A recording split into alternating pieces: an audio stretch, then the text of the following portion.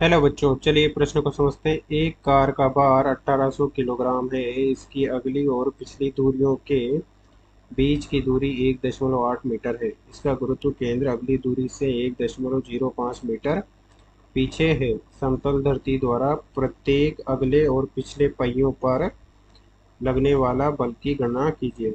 हमें प्रत्येक अगले तथा पिछले पहियों पर लगने वाले बल की गणना करनी है। मुख्य अवधारणा में हम देख सकते हैं कि किसी भी वस्तु पर दो प्रकार के संतुलन हो सकते हैं।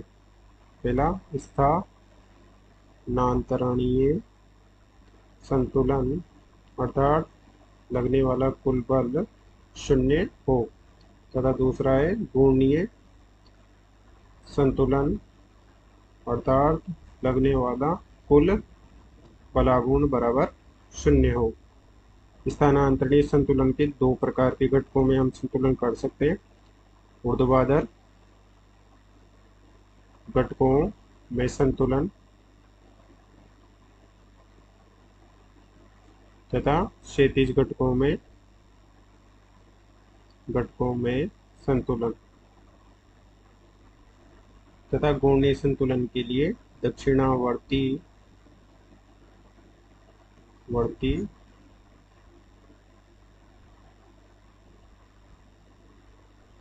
बलागुण बराबर वामावर्ती बलागुण,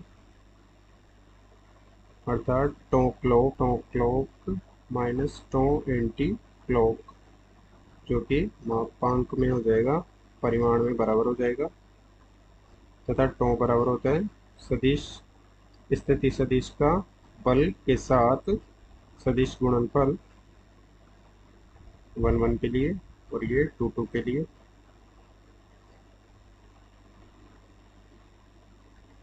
अब चलिए प्रश्न को हल करते हैं। माना कि प्रश्न में आर बी पीछे के पहियों पर लगने वाला समतल द्वारा बल है, तथा आर एफ आगे की दूरी पर लगने वाला बल है, आर एफ, तथा दोनों दूरियों के बीच की दूरी है 1.8 मीटर की दूरी है, तथा आगे की दूरी से 1.05 मीटर की दूरी पर गुरुत्व केंद्र है, जहाँ पर संपूर्ण गाड़ी का भार केंद्रित है। तो ये शेष दूरी हो जाएगी 0.75। माना कि तो कार का भार हो जाएगा W बराबर 1800 किलोग्राम गुणा गुरुत्वीय त्वरण G M गुणा G, जो कि हो जाएगी 17,640 न्यूटन। तो स्थानांतरणीय संतुलन के लिए R B plus R F बराबर 17,640 न्यूटन, यानी कि ऊर्ध्वाधर दिशा में संतुलन देख रहे हैं हम। तो आर बी ऊपर की ओर लग रहा है तथा बार डब्लू नीचे की ओर लग रहा है, बराबर हो जाएंगे। इसे दे देते हैं समीकरण 1। तथा कार में घूर्णीय संतुलन के लिए साम्यावस्था में हम टो बराबर होता है स्थिति सदिश का एफ सदिश के साथ सदिश गुणनफल आर एफ साइन थीटा। यदि थीटा बराबर 90 हो तो दोनों एक दूसरे के लंबवत लग रहे होंगे।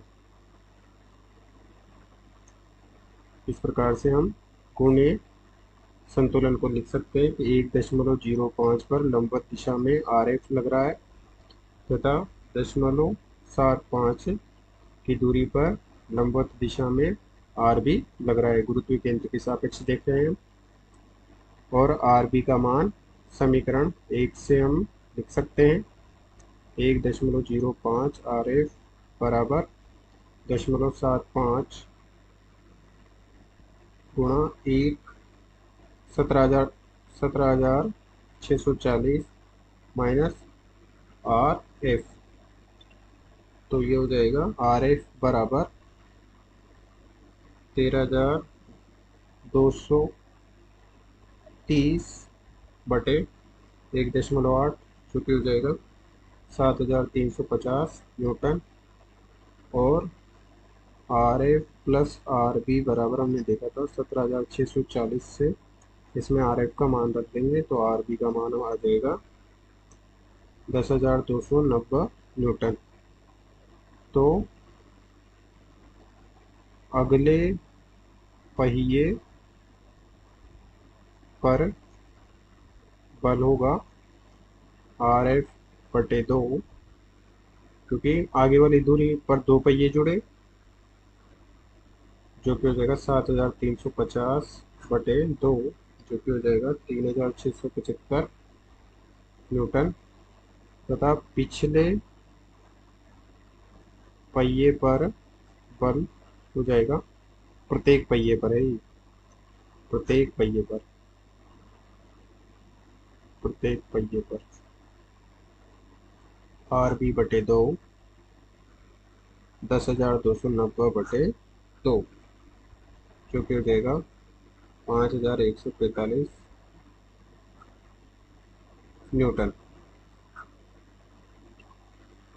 अतः दिए गए प्रश्न में अगले पहिए पर 3,675 न्यूटन तथा पिछले प्रत्येक पहिए पर 5,145 न्यूटन बल लग रहा है। आशा करते हैं आपको समझ में आया होगा। धन्यवाद।